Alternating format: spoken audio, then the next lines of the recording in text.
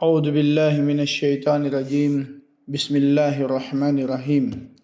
الحمد لله الحمد لله رب العالمين، والصلاة والسلام على أشرف الأنبياء والمرسلين نبينا محمد وعلى آله وأصحابه أجمعين. أما بعد، السلام عليكم ورحمة الله wabarakatuh.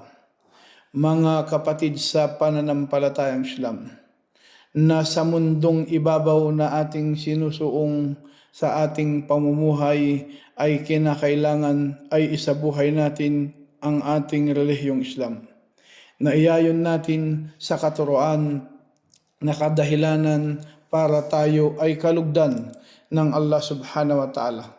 Kaya dito, mga kapatid sa pananampalataya, pagsasabuhay ng ating relihiyong Islam, na ito ang dahilan kung bakit tayo kalulugdan ng Allah subhanahu wa ta'ala sa mundong ibabaw.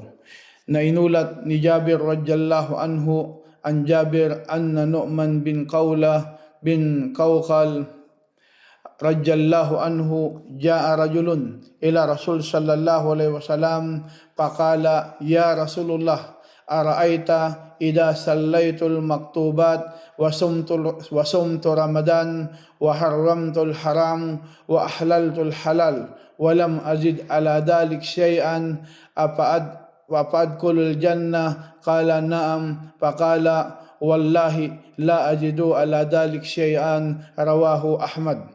Inulat ni Jabir radhiyallahu anhu nang dumating si Nu'man bin Qawqal radhiyallahu anhu sa mensahero ng Allah subhanahu wa ta'ala at nagsabi, O mensahero ng Allah, sa tingin mo ba kung ako ay magdasal ng mga obligasyon at mag-ayuno sa Ramadan at ipinagbawal ko ang mga haram at ipinahintulot ko ang halal at wala akong idinagdag rito ng anuman, makakapasok ba ako sa paraiso? Kanyang sinabi, oo. Kaya kanyang sinabi, sumpa sa Allah, hindi ko ito dadagdagan ng anumang bagay. Isinalaysay ni Ahmad. Kaya dito mga kapatid sa pananampalataya, na maisagawa at maisapamuhay masunod natin ang makautusan na dahilan kung bakit tayo kalugdan ng Allah subhanahu wa ta'ala, pagsasabuhay ng utos ng Allah at kapamaraanan ng propeta sallallahu alaihi wasallam, katulad ng pagtatayo ng pagdarasal.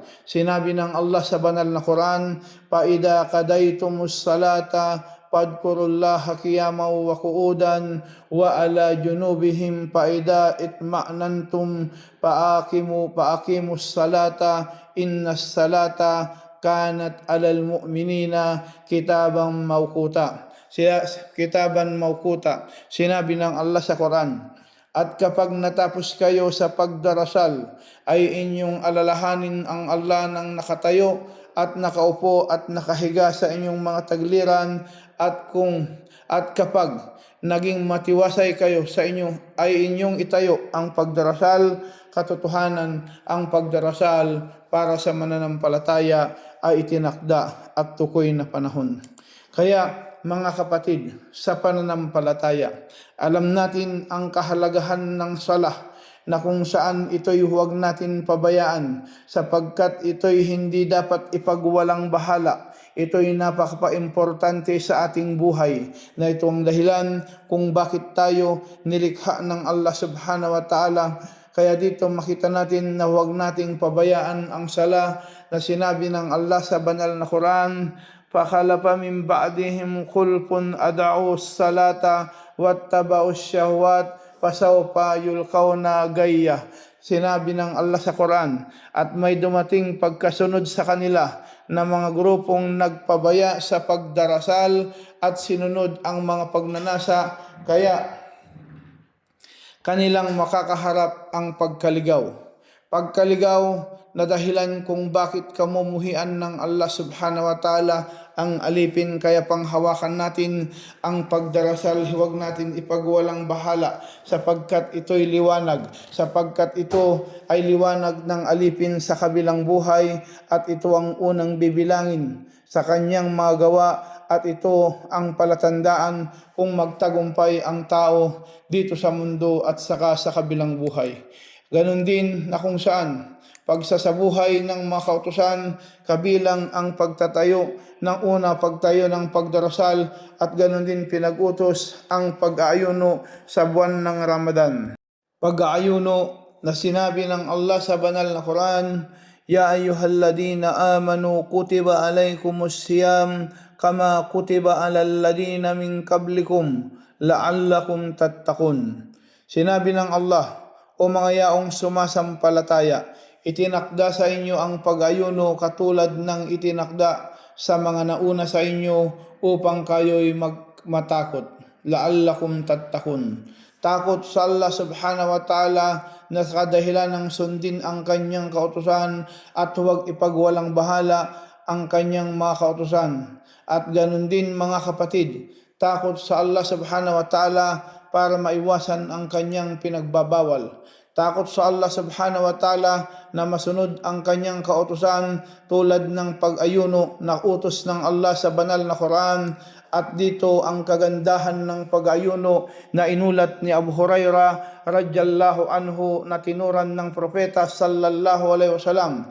Yaqulullahu azza wa jal, as-sawmu li wa ana ajibi yada'u syahawatahu wa aklahu wa syurbahu min ajlih. Wa sawmu junnatun walisaim farhatun hina yubtiru wa farhatun hina yulqa rabbahu wala qulubu fami saim atibatu indallahi min rihil mis. Rawahu Bukhari wa Muslim.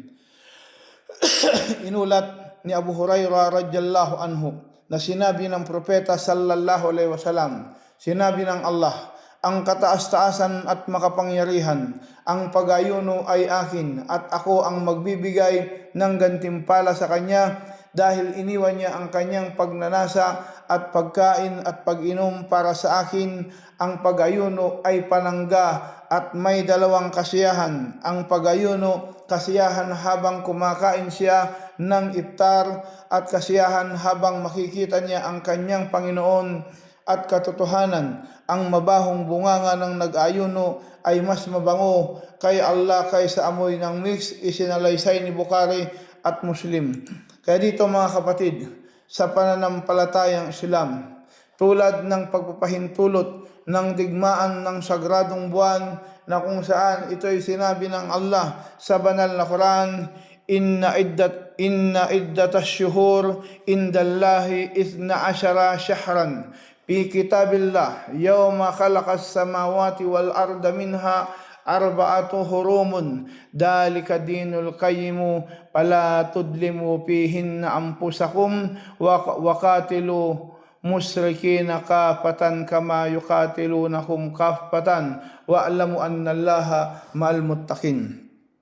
Sinabi ng Allah sa banal na Quran, sa katunayan ang bilang ng mga buwan sa Allah ay 12 buwan sa aklat ng Allah mula sa araw kung saan nilikha niya ang mga kalangitan at ang kalupaan. At meron ditong 4 na sagrado. Iyon ay ang matuwid na relihiyon, kaya huwag ninyong aapihin ang inyong mga sarili at makipag-away kayo, makiligma sa mga pagano ng sama-sama katulad sa pakikipaglaban nila sa inyo ng sama-sama, at alamin ninyo ng Allah ang kasama ng mga matatakutin.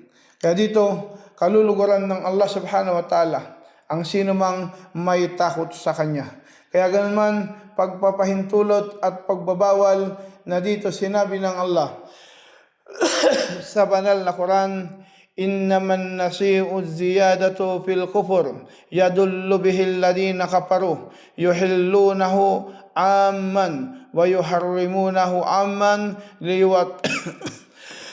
liyuwatti'u indata ma haramallahu fayuhillu ma haramallahu zuyyina lahumus su'u a'malihim wallahu la yahdil qaumal kafirin.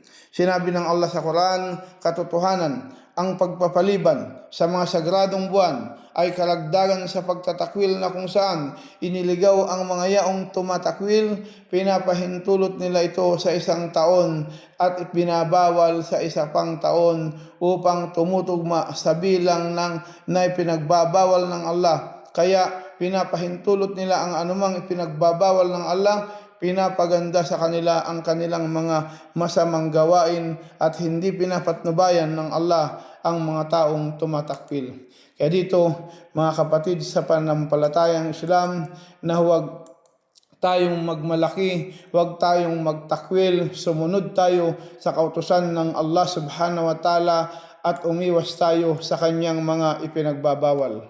At huwag ipagbawal ang mga pinahintulutan. Kaya dito sinabi ng Allah sa Quran, Ya ayyuhalladina amanu la tuharrimut tayyibati ma ahalallahu lakum wa la ta'uddu innallaha la yuhibbul mu'tadin wa kulu mimma razaqakumullah halalan tayyiba wattaqullaha alladhi antum bihi mu'minun. Sinabi ng Allah sa Quran, O mga yaong sumasampalataya, huwag ninyong ipagbabawal ang mga mabuting bagay na ipinahihintulot ng Allah para sa inyo.